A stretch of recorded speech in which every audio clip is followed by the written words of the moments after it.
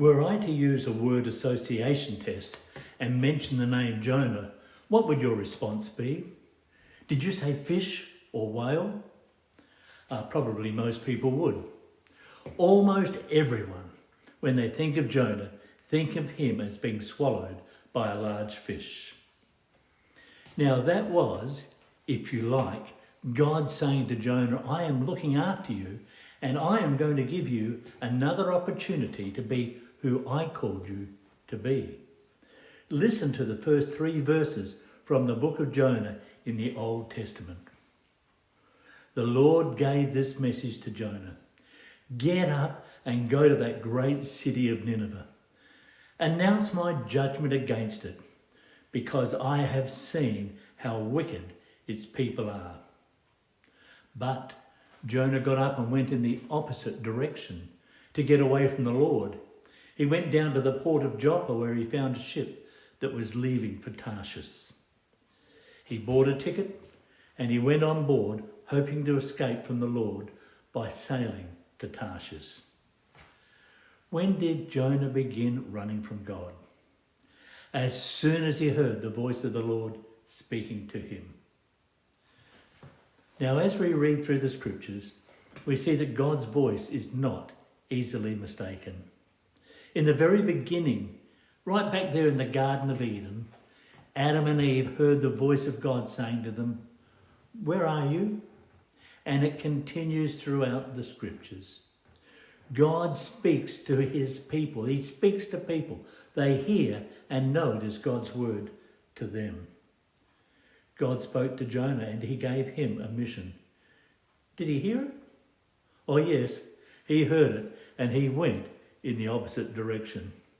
God called him to go to Nineveh because God had seen how depraved the people of that city were.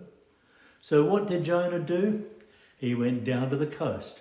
He bought a ticket and then he went on board a ship that was sailing in the opposite direction to Tarshish. They say that Spain's nice this time of the year. Jonah had no doubt heard of the horrible happenings in Nineveh, and who could blame him for not wanting to travel there? But what about you and me? Do you ever hear from God? Do you ever run from God? Could it be that we have our own personal Tarshish? A place where we might go when God is calling us.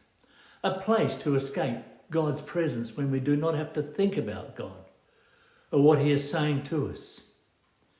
It may not be a seedy place.